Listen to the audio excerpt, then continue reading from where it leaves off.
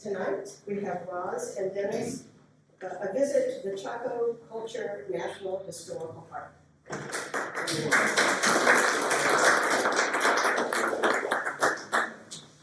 Welcome. Thank you for coming tonight.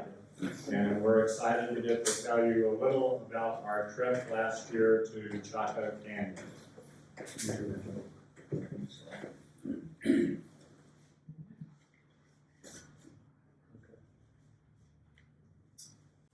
Now, why did we want to go there? It's a place that we've been driving past for years and always going, wow, we really should go see that. But it's just too far to go in there. And it's dirt road for a long way, washboarded. So it kind of built up over several years. I had made a trip with some friends from Midland to Chimney Rock up in Colorado. And that's considered one of the northeastern extensions of this culture. And that got me intrigued with the architecture.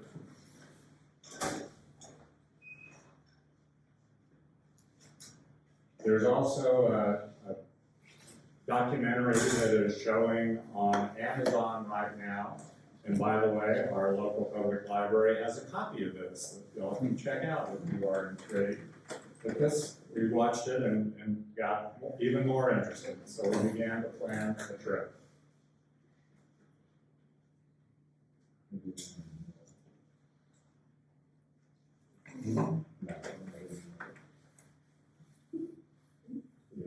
This is large desert canyon. Ancient Native Americans built a start. What knowledge compelled people to go 250 years to discover? Recent discoveries reveal an intricate system connecting these buildings to the movements of the heavens. Please join me, Robert Redford, for the mystery of Chaco Canyon. We just thought we'd show the document.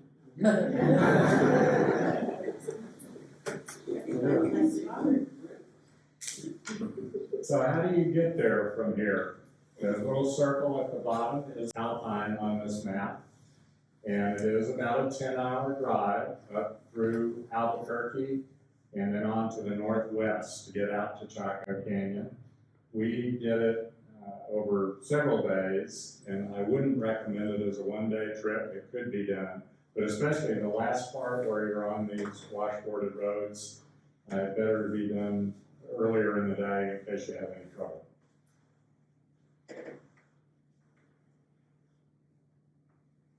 So what we did was took a side trip to Santa Fe on our way, and we like to stop at a place on the Rio Grande called Cochiti Lake. And it's a flood control dam just to the north of Albuquerque and a little bit southwest of Santa Fe. And it's Army Corps of Engineers facility. And it's like Tent Rocks, which is a really wonderful slot canyon hike, but it's been closed ever since the pandemic, and I don't think it's open yet. Yeah, it's partly on native land, so they're being very careful about access. And at least during this trip, which we did this last October, late October and early November. It was Halloween weekend. Yeah. Halloween. And they were not open to the public at that time. And there's showers here. If you want to spend some time in Santa Fe, it's $10 a night with showers. Really nice campsite. Our niece and her husband lived there, and so we went to see her in Godspell. Yeah, which was wonderful. And visited an old friend. And you know that he recently moved up to Santa Fe, just south of Santa Fe. He was our predecessor in giving one of these talks. I think a couple of years ago, he spoke about a snowmobile trip that he had made in northern Canada while he was working for National Park Service in Alaska. And we saw, this is our niece in the middle, and Nina, of course. She would be here tonight, but she's out making another travel talk. She's in Mexico. But it was Halloween weekend, so the ghosts and the spirits really were getting us in the mood for our trip to this ancient place with lots of ancient spirits everywhere. They even visited our campsite. We had to dress up for Halloween. She did. This is a more detailed map of how one gets to Chaco Culture Park. This is the park highlighted in gray here. Here's Albuquerque. We were staying up between Santa Fe and Bernalillo. And so when we got ready to go in, we got up quite early in the morning because we were concerned about how long it was going to take to cross this dirt road country. You drive up on a good paved road. It's actually 4-lane most of the way to Cuba, and fill up with gas there because there is no gas in the park. So logistically, you want to be prepared for that, maybe even take a little bit extra. And come on up to almost Nageese. There is a convenience store at mile 112, and that's where you turn off and start off down into the country and county roads or native roads. About 15 miles coming from the north. It's 20 something, but part of it's paved, but 16 miles isn't dirt road. And it's really washboardy. We didn't have any problem. And we were pulling our teardrop trailer, but we just took it slowly and didn't have any trouble at all. We were passed by some people doing more like 45 and 50, and they might have had trouble. I don't know. If it Anyway. was raining or snowing, I wouldn't even go. Yeah, the geology does not favor moisture for the roads, so you want to watch your weather reports very closely. Was that your Because if there's trailer in gonna the be- previous slide? Was that y'all's trailer in the previous slide? Yeah, it was. And I think we got a Got picture one, of it just a little bit. But anyway, it's really not that bad to get in there as long as it's dry. And the main access, and Park Service really pounds on this coming in from the north. I'm not sure why. We It's a exited. shorter It's a little bit shorter. We exited when we left the park several days later to the south and came down to Crown Point and then to Interstate 40. But for some It reason, wasn't as washboard no, because it's not as busy. but it's longer on dirt road, but the road was well maintained. So anyway, I think both ways work really well. This perhaps is a little bit more scenic, and you pass through some more Pueblo country as you're coming along a route near Cuba. So, okay. We made it. So we got there midday, That was our teardrop. and the signs, There's our teardrop. yeah, thanks, Matt, for pointing that out. That we've traveled many thousands of miles in that, and we find it very comfortable. We lived in For it two 2 people. years. Yeah. If you'd been to one of our other travel talks, we would have heard all about it. This sign does point out that Chaco Culture Park is in fact a World Heritage Site, which is very important. That's a unique place on our entire planet. And so that makes it even more worth a visit if it's been recognized in that fashion.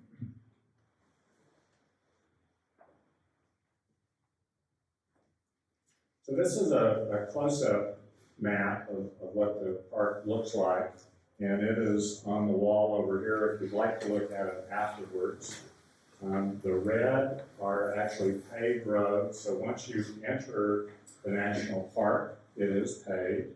And then there's this loop road that goes all the way up through the main part of what was occupied by the native peoples 1,000+ years ago.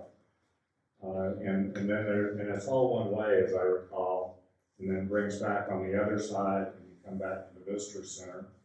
The campsite, which we would highly recommend to any of you that are interested in visiting, get a reservation there, because it's just such, not an ordeal, but it takes time to get in and out of there. And if you're gonna go and wanna do some hiking, enjoy it. It's kind of like going to Big Bend. If you're gonna go, spend a little bit of time and see the place. There are no cabins, no hotel, no restaurant, no grocery store.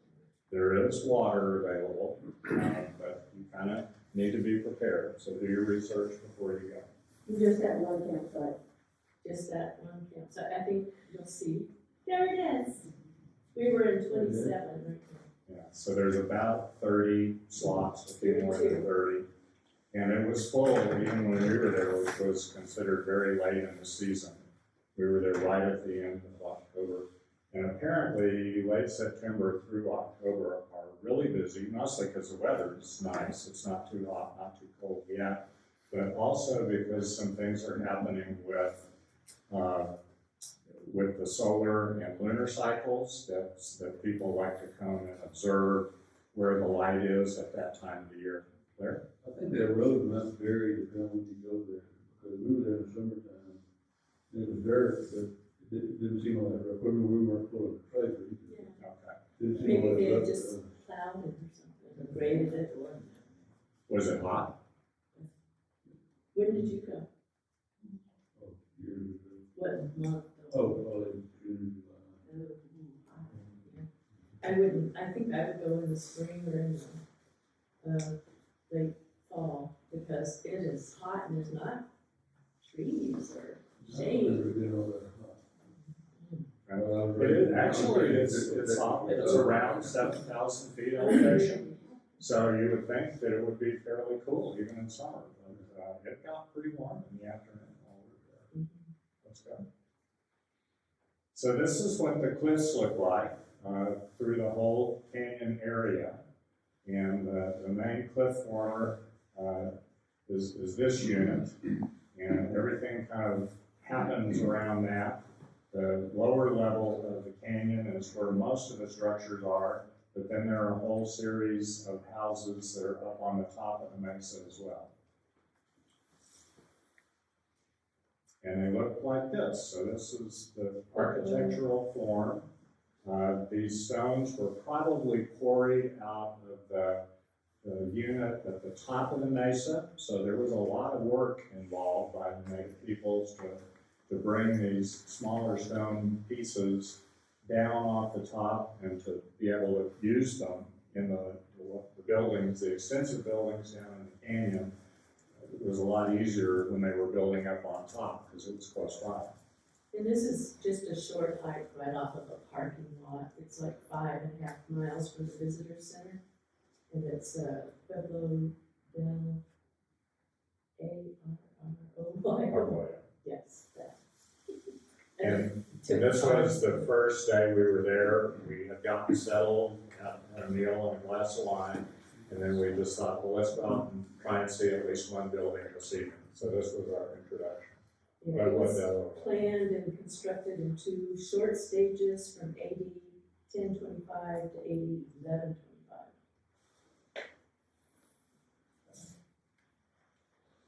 So let's see, Pueblo del Arroyo is right here. This is the loop road that I pointed out. And then this is the main area in which the houses were built. And you can see some of the names that have been applied, although somewhat ironically, in my opinion, a lot of those are Spanish names rather than Native American. And I'm not sure how that came to pass, but that's the reality. And the next day, we were going to take this hike up to the Pueblo Alto complex. We started to do that, and I realized This one. I couldn't do that because you have to climb right up through a fault on the cliff of the face of the cliff. I don't do that. Do I? Some of these structures were 4 stories tall, so they're quite magnificent buildings, and from an engineering point of view, to do that with stone is a real challenge. And so they were magnificent engineers, they really were. The Park Service have done quite a bit of restoration, is my impression. 100 years ago, these would have been mostly mounds of ruins, and in places you could see the walls coming out of the mounds. Some of the ones up on the mesa above, I think, were more apparent that they were structures that people had used, but at least part of this work was probably done recently. And I think this is a example of where they sealed up the place and left. Could be, yeah, for the lower part of that. Lower So what are those round things? Those are called kivas, and I guess most archaeologists believe that they had a spiritual significance, that they were places where people came together to pray and perhaps to smoke and to worship together, to have a spiritual experience. And these cities, the city is dominated by kivas. They're all over the place. It's a big place. There are, altogether, there's over 3,000 rooms. Wow. Look at that. Very intricate stonework. They were master masons, they really were. Another nice kiva example. And this was down below the trail or the hike that you took. No, this is still the first line. Yeah, that's what I'm saying. There's our This- FJ, so you can see how But this close was- you can get to This this one. wasn't the first night, this is the next day. Okay, I believe you. Well, I'm not sure. I've seen one room, I've seen one. We did try to go in the evening and early in the morning for lighting. The photographs are better, in my opinion. So this is probably the evening of the first day, is my guess, getting towards sunset. And this is the morning of the second day. So we set off to do the Pueblo Alto hike up on the mountain. And it passes first through this Pinasco building. You can see it was a Chaco great house.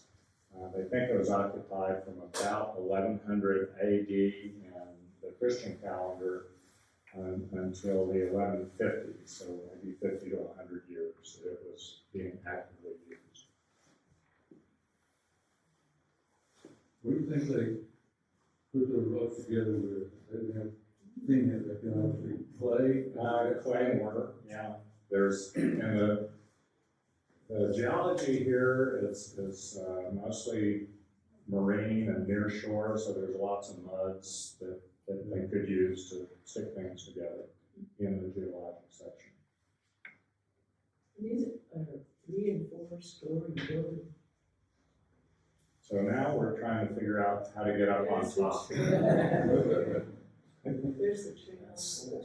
Yeah, the trail kind of goes up this fracture system. I thought he was kidding. And notice this pillar that's kind of come loose from the cliff face. That's a recurring theme in the canyon.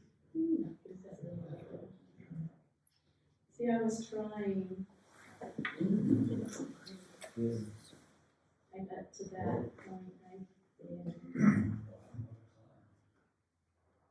So it does give you a nice view down on top of the buildings and a bit of an above perspective that's helpful to try and understand the geometries of the buildings and their architecture. But This is me coming back down.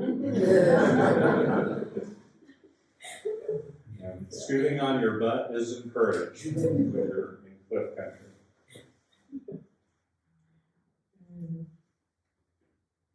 Some fossils as we went through these Cretaceous. These are late Cretaceous age rocks.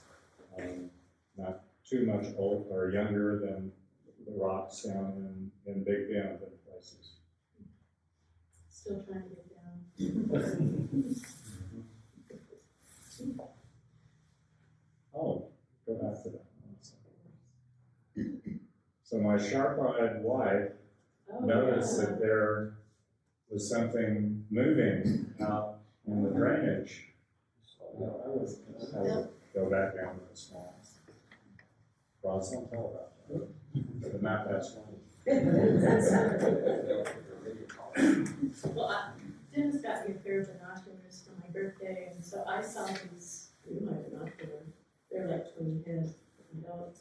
And this was kind of the rutting season in November for a second. I never heard of bugle, but there were a bunch of them. I think there were like maybe only 2 bulls and the rest were cows.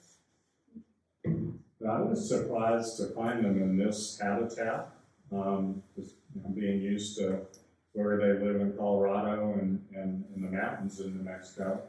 But they seem to be prospering there. But you did have to get up really early to see them. We didn't see them in the middle of the day at all, and I don't think we saw them in the evening either. So there must be springs there to supply water, because it doesn't look like there's any rivers or streams. There isn't much surface water. There must be something that the elk are able to use, but we didn't find any surface water in our walking. Matt, do you know? Yeah, there's a couple of springs that they go to, and their National Park Service follows them, their radio tag collar. So they got fancy pink and green collars that they're wearing, transmitters on. What's the approximate elevation? 6,600 feet Yeah. to 7,000. Yeah. And the elk herd is supposed to number up to 60. Okay. How far away is the water source? Pardon? How far away? How far away is the water source, Matt? Well, it's basically bubbling springs that are sitting right there in the area. They don't flow. Okay. And they're down just in the arroyo, Right. scattered along. Some of those were isolated Yeah, canyons. we did not hike the arroyo. They don't encourage you to do this either. So plan B for that day, since butt scooting had been required, we decided to try the Pinasco Blanco Trail, another Spanish name for a place. And I think this is among the longest hikes, and it goes off to the northwest end of the complex. And one thing I wanted to point out logistically, if you do want to make a trip up here, is that whenever you leave your car at a trailhead, or they ask that you fill out a pretty detailed permit describing where you're going, what time you're leaving, what time you expect to be back. And so I think the rangers do come around and check frequently to make sure that everybody's accounted for, and if they've got anybody missing at the end of the day, of course, then they have to scramble folks to go out and look for you. But every trail, no matter if it's 2 miles, 1 mile. Every trail had that thing where you fill that out. Yeah. Every one, which is amazing. And the annoying thing was that it often was not all that close to your car, so you get out there and discover you forgot the or I can't remember my license plate number, but not a big deal. Anyway, this map shows the position of Pinasco Blanco to the northwest of the ones that we have visited the evening before. And there's 2 spurs off of this trail, it's to the petroglyphs, and then the pictoglyph, which is the supernova.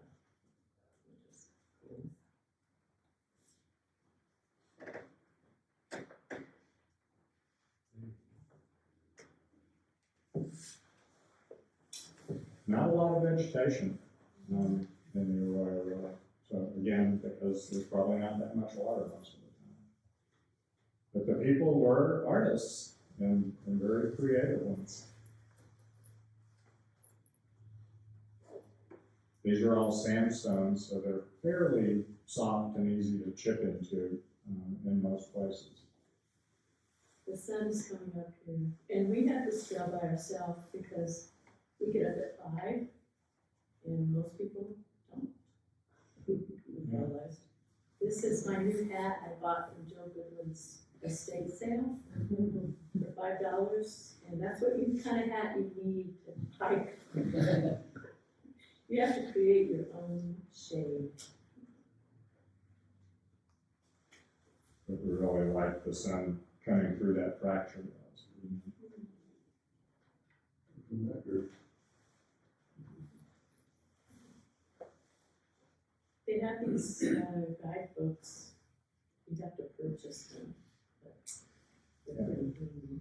And we'll put them in the back if y'all want to look at them, but each trail had a fairly detailed guide that talked about when the people were living there and some of the biology of the plants and of the artwork. So.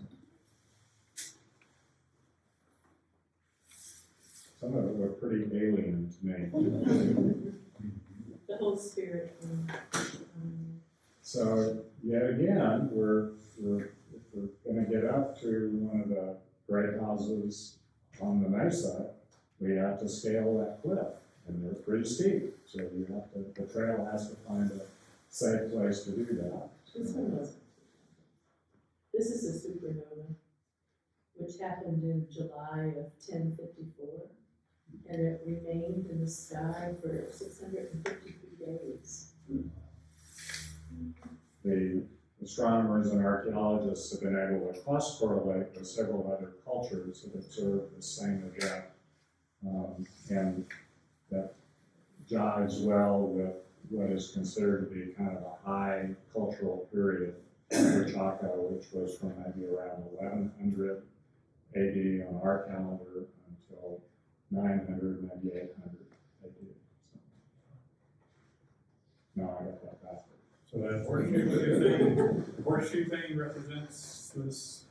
The moon, Oh, No, I think, I think this is the explosive star. but what is this? Is like this question. So we wanted to draw them. Those right there. It's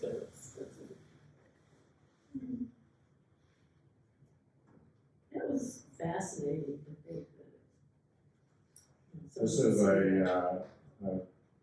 trackway, probably. It's not really a fossil, but it's an evidence of life in the sediments. And It's old poop. there is what was left behind, possibly by a shrimp-like creature called Polyamassa that was burrowing through these rock or this mud when it was deposited in the Cretaceous. We have old poop on our shelf at home.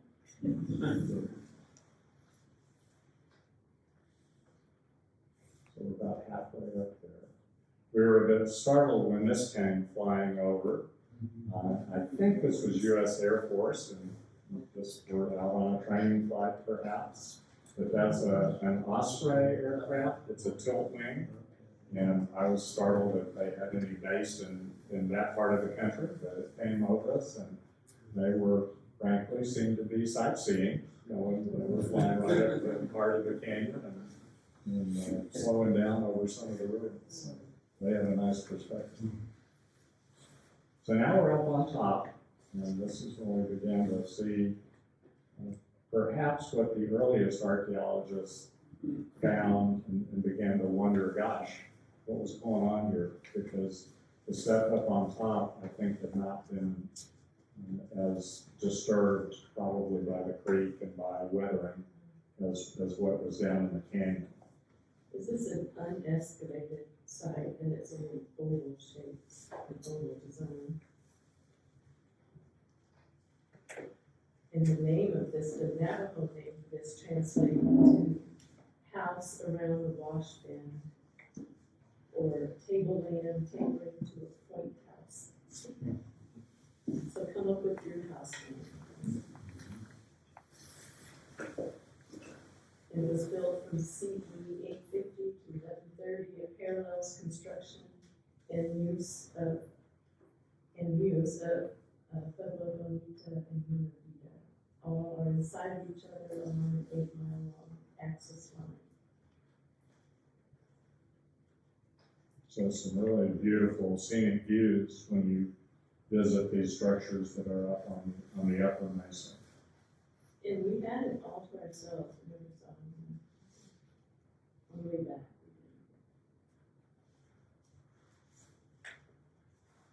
I have a question. Yes. Were the upper and lower sections inhabited at the same time, or did they move down, or do you? No, probably they were. Yeah, Yeah, it seemed like the dates overlap, and they were working on all this stuff. They really did have kind of a crest in their culture that happened very suddenly and lasted 200 or 300 years, and then fell right off again. I don't think the archaeologists are quite sure what happened. You know, why it was so sudden and why it dropped off and people left. Is there any estimate about how many people were there? There could have been up to like 10,000 people, because there were 3,000 rooms all along through there. I always want to say Casa Bonita because that's a Mexican food restaurant in Denver. It's not, it's Pueblo. It had 700 rooms. It's the size of the little house. But the recent interpretations are that there were really not that many people living there.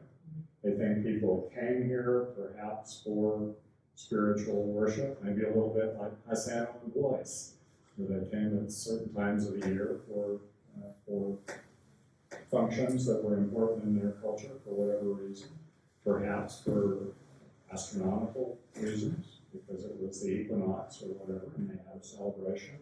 That was how they knew it was time to plant corn or whatever.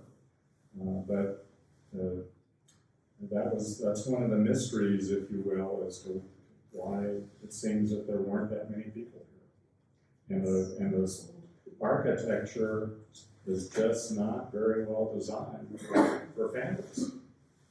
It almost seems like they're big storehouses or something. And they found lots of corn, and that's kind of the whole Robert Redford film is kind of saying it was more of a ceremonial kind of place and not really where people lived because it didn't look like it was inhabited. You know, there was no trash mounds.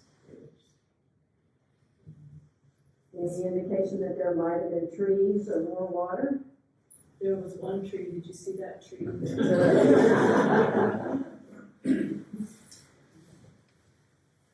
And see that I shade. think it was already pretty dry, is the interpretation. And that's what Robert Redford's thing says, is that it was arid.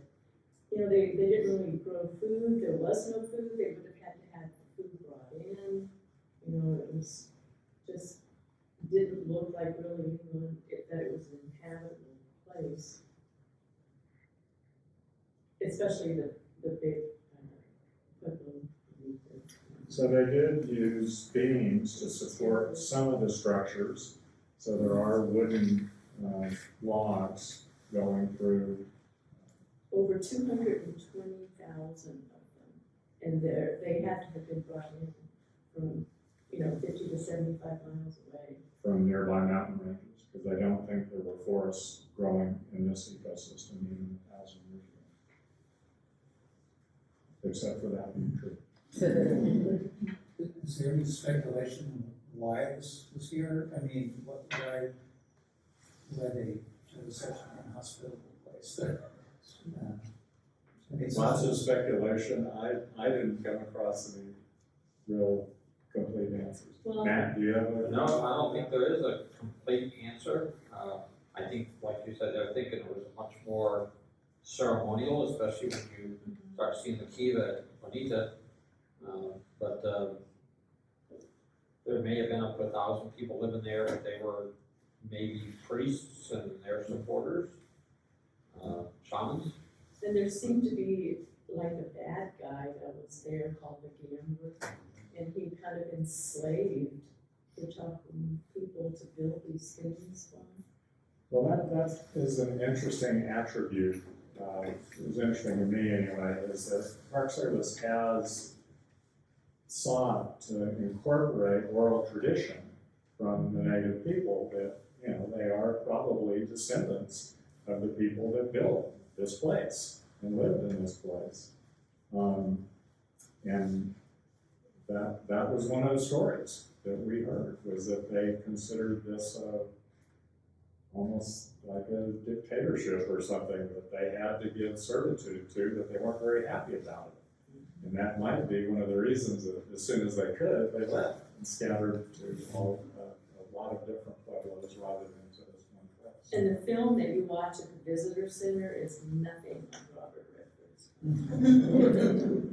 It's more of like, these are our ancestors and, a spiritual place for them. And a recurring comment from the native descendants that they interviewed was that these were powerful people.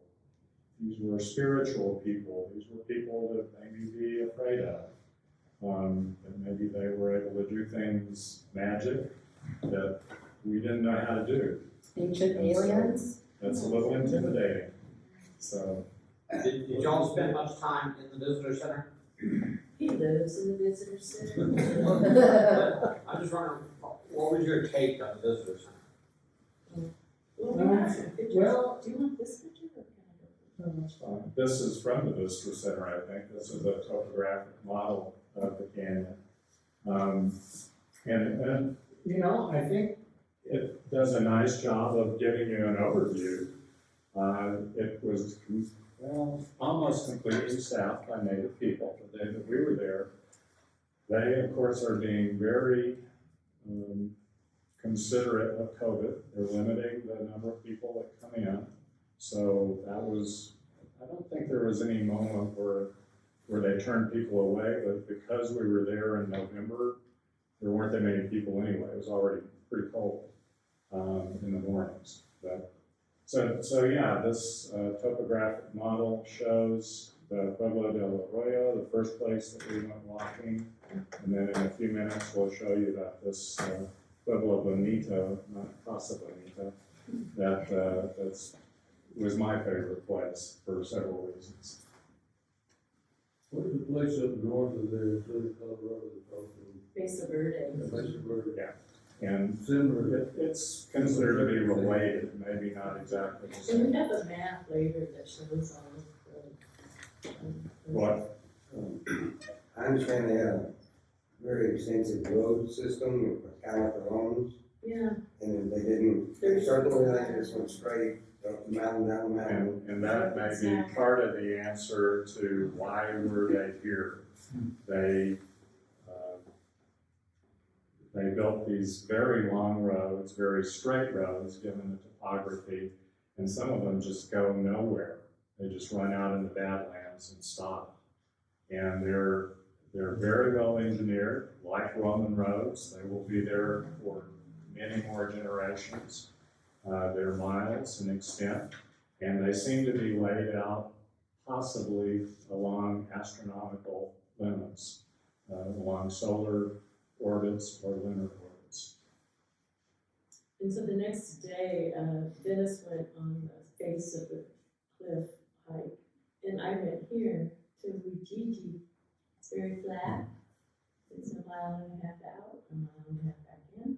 I took my binoculars at the game, and I'm not a birder, but I like to look at them through my binoculars. And it's really okay not to know every bird you see. It's okay. But this was nice because it's walkable from the campground. You Yeah. could just leave And your so car I at just your walked camp. over and Dennis Sure. took the car. And this place, it's called Ujiji, but it's actually, Navajo means 15 letters, so they just shortened it to. And this is the smallest and the newest, or the last house constructed, and it was built all at once, so not over the course of many years in stages, but all at one time. Rozolen, when you say this was a house, not that thing off in the distance that they had, was it?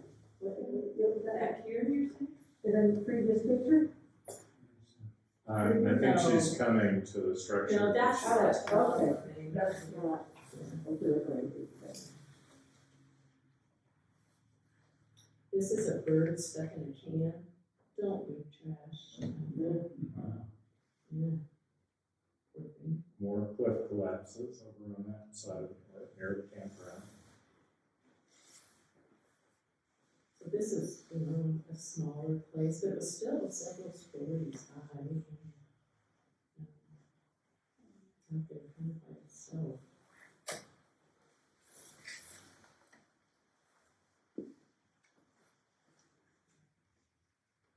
And then this is Dennis's trip. So since Rozolen didn't want to climb the cliff, I really did. We separated this morning. I went back up that fracture zone and wanted to see the Pueblo Alto, and more importantly, I wanted to see that overlooks down into some of the other structures. Is that my phone? Can you try it on?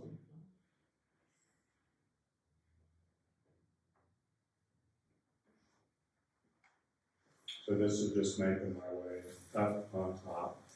you have to go through a couple of the other great houses to get to the trail where it starts. I think they've done a nice job of combining the parking lots so that there's several trailheads at each parking lot. So they're not using up a lot of ecosystem. So now I am at least beginning to be up on top and looking down into one of the great houses.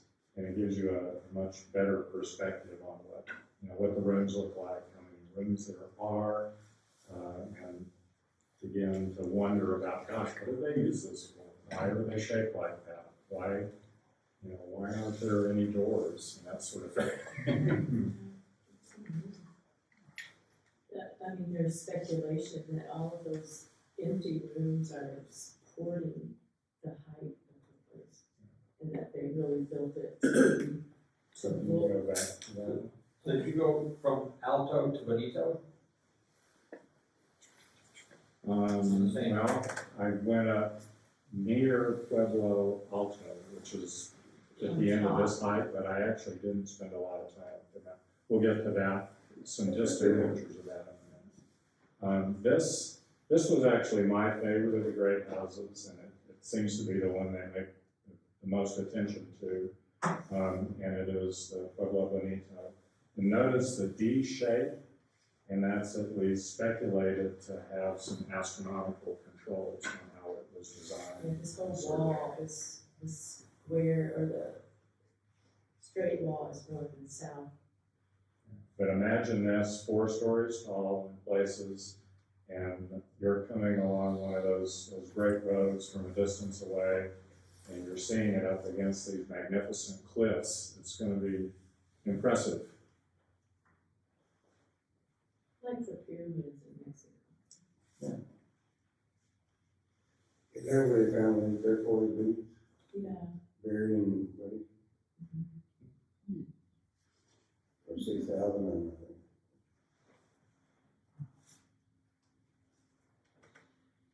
So this is what it looks like up on top of the mesa. You can see Chaco Canyon down the fracture zone behind me. And in fact, that almost looks like the fracture system or fault system might control part of where the canyon is. You didn't jump over this, did you? Yeah.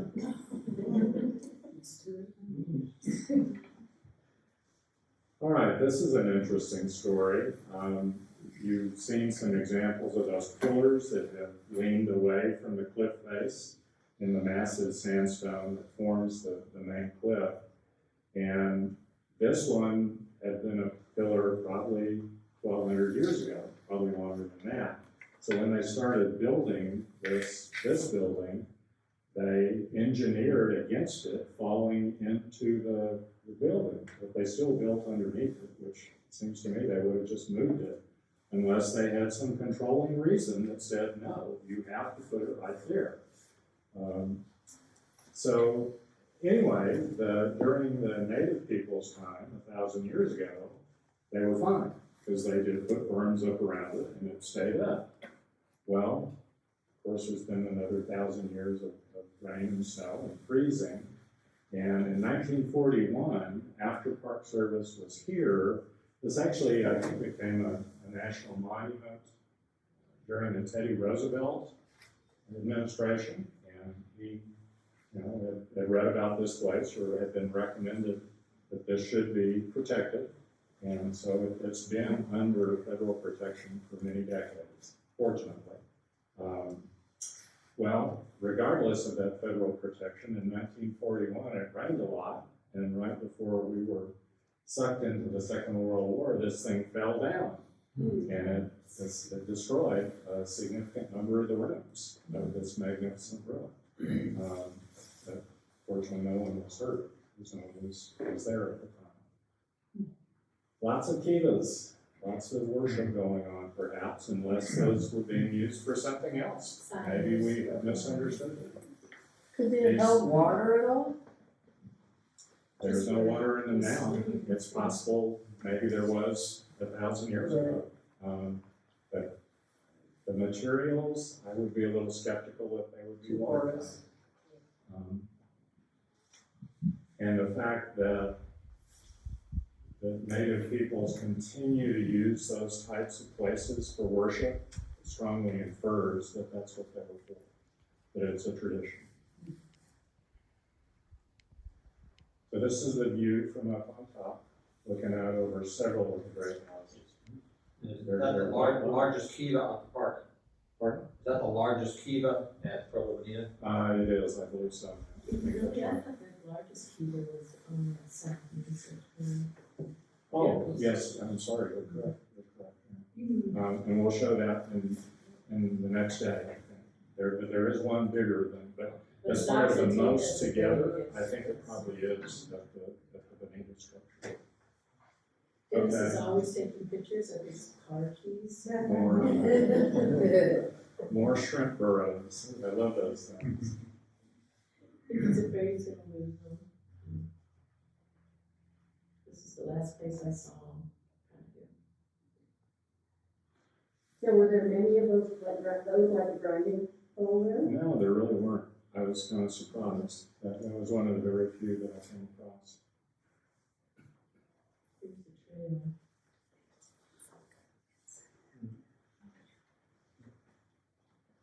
You have to diet.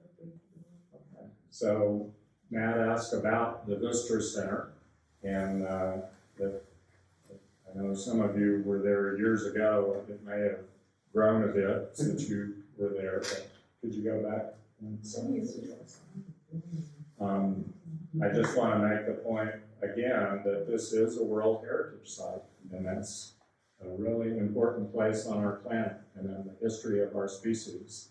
So it is worth your trip to see this place. It's unique in what these people achieved in a relatively short period of time.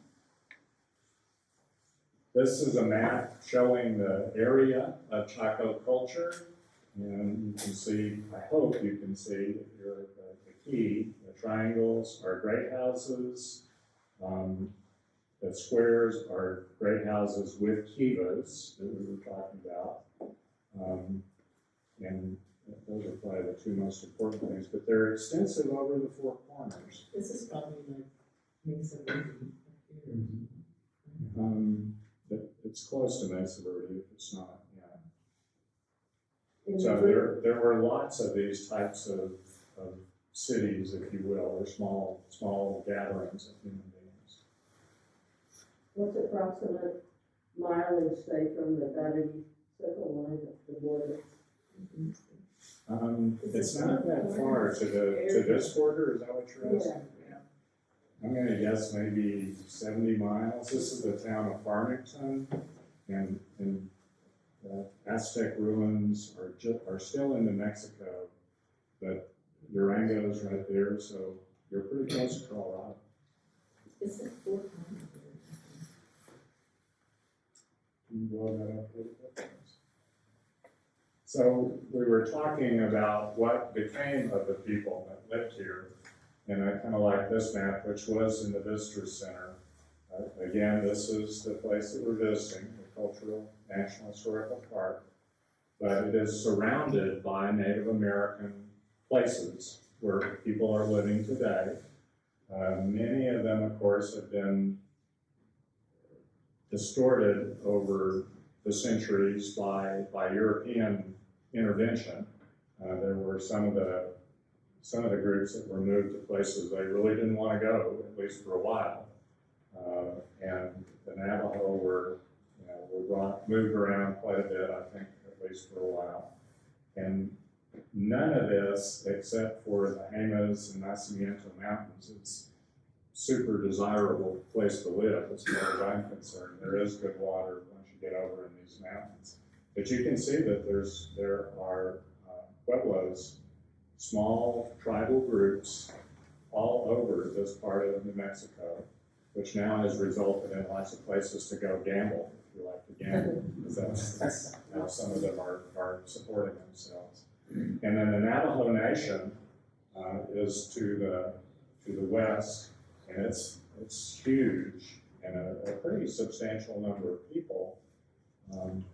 But there seemed to be an interesting dynamic map between the Pueblo groups and the Navajo all of whom are invited by our Park Service to help with the management and give advice about, we need to make these points, we need to build this structure, no, you absolutely cannot put a structure over there.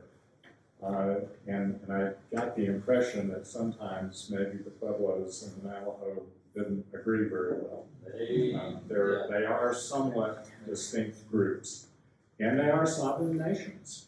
We need to keep that in mind as we think about Native peoples in the Southwest, that they are living under a different set of laws, which they establish for themselves, than people are that are not inside of a tribal nation. So you want to, take these pictures and Oh, yeah, let's do that. So this is another look at Pueblo Bonito, and we don't want to take up too much of our time, so we'll combine this as we go through. So I got fascinated with the idea that all this happened around 1,000 years ago, and that's just amazing to me that this high level of culture was occurring in the American Southwest among Native American peoples well before any Europeans came on the scene. And that's part of the interest of the Is that the story. roads that you're talking about? Is that a man-made thing for tourists? It's a path. Yeah, this is one of the hiking trails, just going, they have, Yeah, it's just a hiking trail to walk through. This Yeah, I is don't the- remember seeing any of the roads that you've been talking about. we'll get to that. Actually, Truthfully, I think you would need to be in that Air Force plane to see those really well. And I would commend the documentary to you to see some examples of that. Just to appreciate them, you have to see them from above. So go with the drone. There's an aerial photograph from the Visitor Center, and at least parts of those were native built. And they are about 30 feet wide, and they were very well engineered. They'll be there for a long time, and they've already been there for over 1,000 years. So what was going on in other places in the world? In Europe, which most of us are descended from, it was the Middle Ages, and probably there were a series of plagues going past, so it wasn't the greatest of times. The Roman Empire, I think, was pretty well finished by now. But there were some other interesting things going on in other cultures. And the most dominant probably was in the Islamic world. And we are very near the end of Ramadan tonight, so that's why we're not having any food until after dark. Muhammad, I think, had lived probably about 200 to 300 years before this culture reached its apex. And the largest cities on the planet were in the Muslim world. The greatest knowledge about human medicine was in the Islamic world. And they were, if they hadn't done it yet, they were in the process of conquering India. David, do you remember when? They were the best astronomers of the day too. Pardon? They were the best astronomers of the day too. And mathematicians. They were wonderful scientists. So that's noteworthy in my mind that there were other civilizations that corresponded to this time.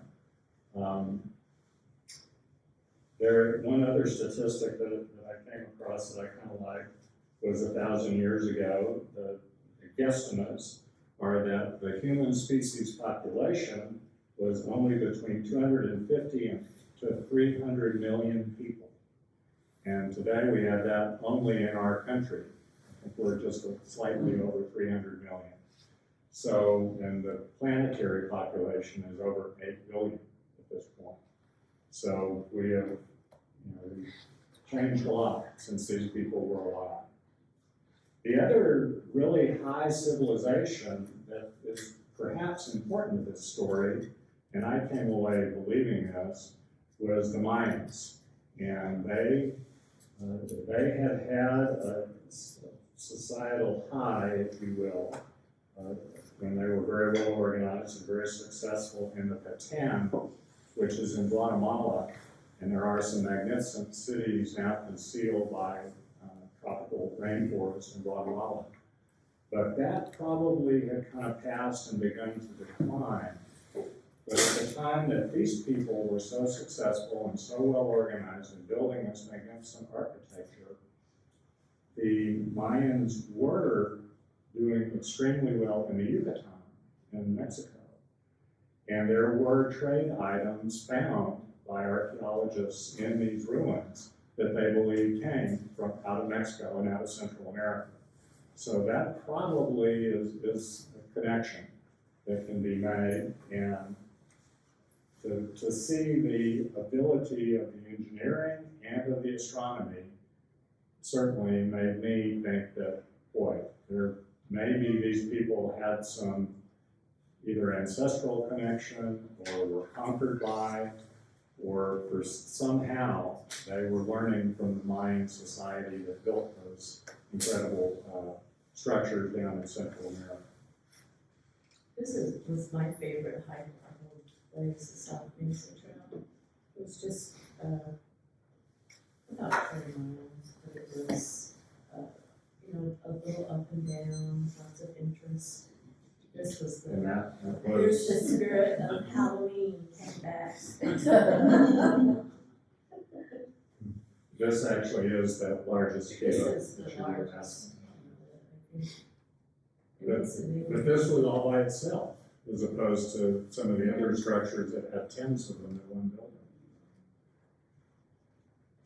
It was really cold, as you can see. Yeah, that was the day after Park Service came around and turned off a lot of the water. So we were getting a little nervous about camping.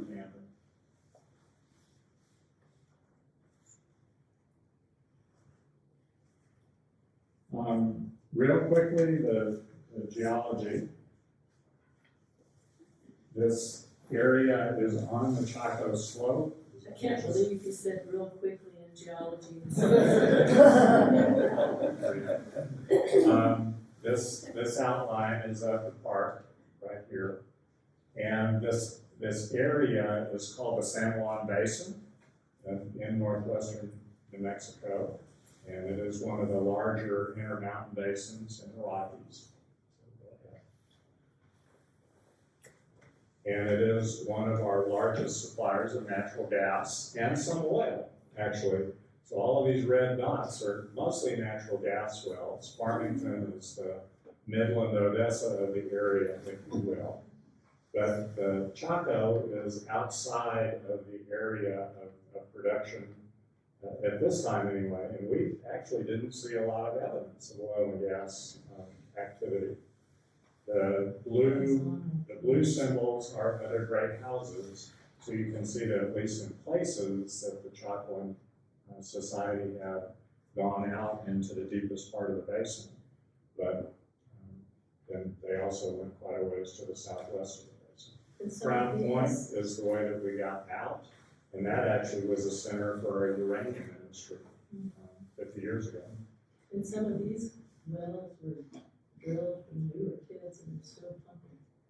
They are, yeah. This is an old producing area. Okay, keep going. I was freaked out that there was this many wells in this area. And if you're freaked out too, we need to stop driving in the car. So the two main geologic formations are the Menifee Formation in the lower part of the canyon, and the Cliff House Sandstone, which is the main cliff former, or this package of the two is the main cliff former. Probably most of the stone for the buildings came out of this upper unit in the Cliff House.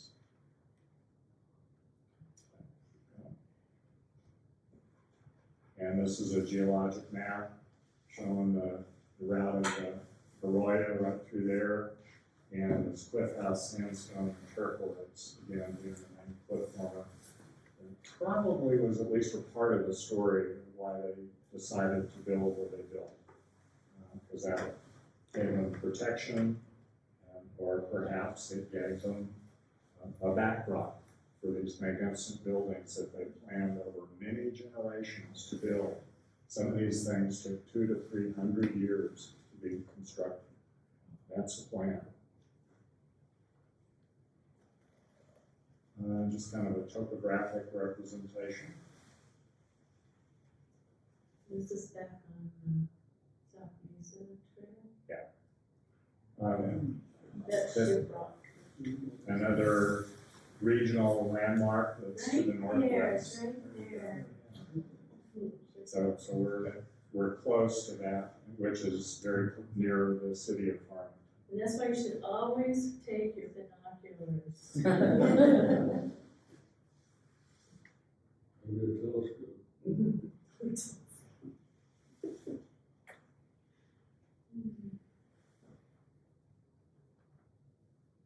And the fracture allowing the trail to pass up and down. And that's the Great Kiva in this area.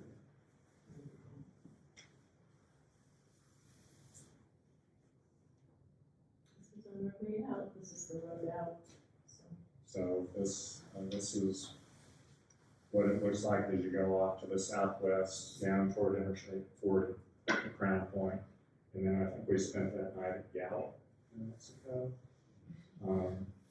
And really, I thought the two routes were similar as far as the amount of time it took us. It's a little bit further to go to the south, but then of course you're on an interstate when you get out. So. And all of the point that Robert Redford, thing makes is that all of these buildings, all of the places that were built there, that landscape direction, sun and moon, and movement of shadow and light were used by the Chaco builders to unite with a cosmic order. It's okay. Side, please. Keep going.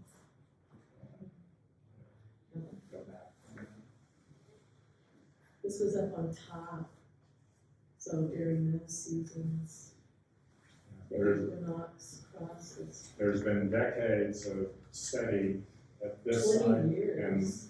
other of the Chaco cities looking at astronomy and how it tied into the way they surveyed where they put their buildings, and probably how they related that to the equinox and the agricultural cycles.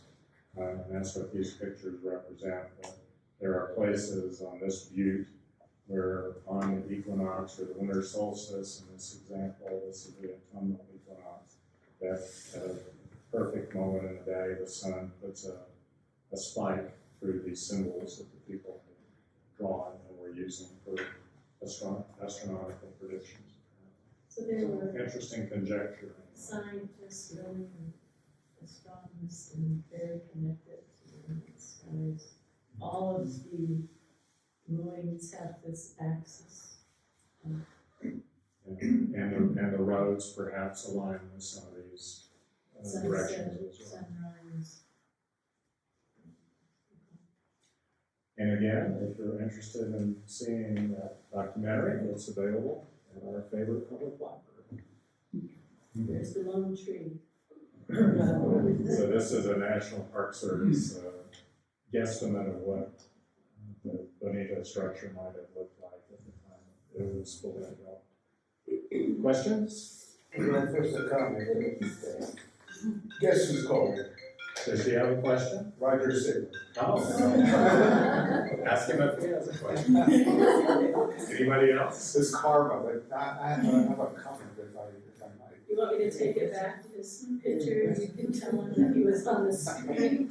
I'll call it back. Go ahead, James, what's up? All right, you were talking before about the potential influence of the Maya. I think more likely, I mean, given the geographical distance between Yucatan, for instance, and the southwest United States, more likely influence would probably be the pre-Aztec civilizations of Mesoamerica, including the Huastec. The Aztecs themselves actually originated in northern Mexico and the southwest United States. And western Mexico, Guerrero, Jalisco, etc. And it's kind of really interesting. I know a good bit about the pre-Columbian civilization. civilization, much less about this, to be perfectly honest with you. But one thing I'm noticing here in the building techniques and in the shapes of the structures, et cetera, et cetera, et cetera, is a really sharp similarity between the structures that you find from pre-Columbian Mexico on the western edge of Mexico. Okay. So it would be a much closer geographical relationship between those two places. And the other point I wanted to make,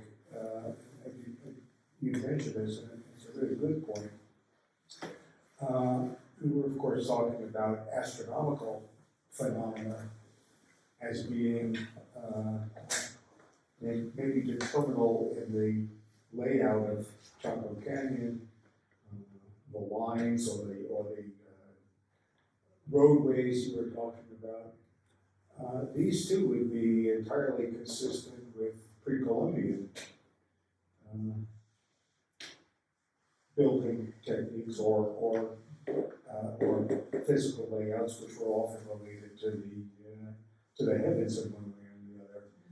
And the pre-Columbian civilizations, beginning with the Olmecs on to the Maya and then to the Aztecs, etc., were in fact phenomenal astronomers, every bit as You've been to Casa Grandes in Mexico, right? Sorry? You've been to Casa Grandes in Mexico? Casa Casa Grandes in Mexico? Well, yeah, Yeah. I mean, to be another Over, example. that's But any of the southwest other of Mexican Juarez. sites, from Teotihuacan to all of the Mayan sites, I mean, these are all laid out in relationship to the heavens in one way or the other. And that certainly seems to be the case. Certainly seems to be the case here. Maybe that's the connection. Yeah. Anyone else? Questions? We have one tree there, right?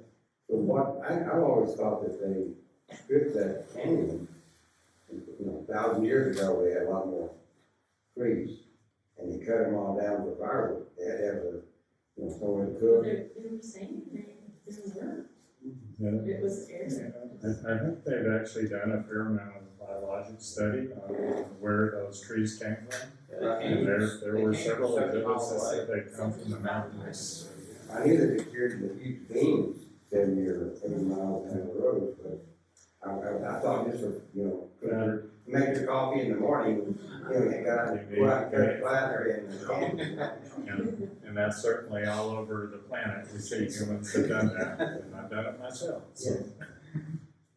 Anyone else? Yeah, supernova, we were there 5 years ago maybe. Uh-huh. And I remember them saying that same picture was in different places around the world. It was the same, like China or the same thing, which is pretty amazing. Really That cool means that it crossed everybody borders saw so it. many cultures. And there actually was, I heard not long ago, on these trees, because when we were there, they said the trees, people probably brought them in as gifts when they came and, 70 miles, but there's somebody that's came up with a new theory on that, that's saying they cut a bunch of trees there, so. Right I heard in the this canyon? within the last 6 months, yeah. Okay. Well, and with DNA tools, you can look at stuff like that, where does a certain genetic signature seem to come from. Mm-hmm. All right, well, thank you all so much for joining us.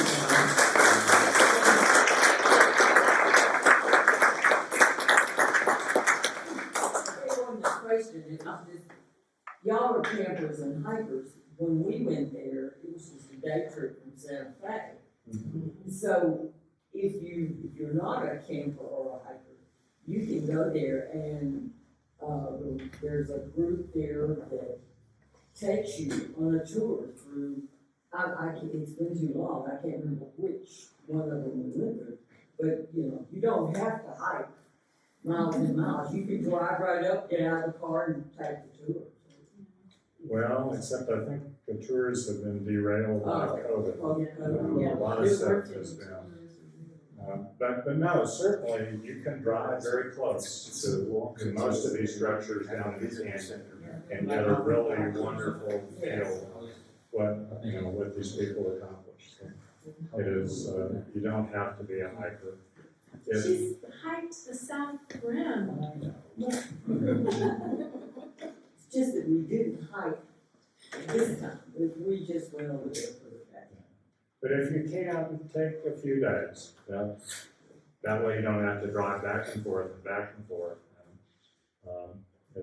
Well, it's We not. really enjoy doing it that way. Today, it's just like a ride.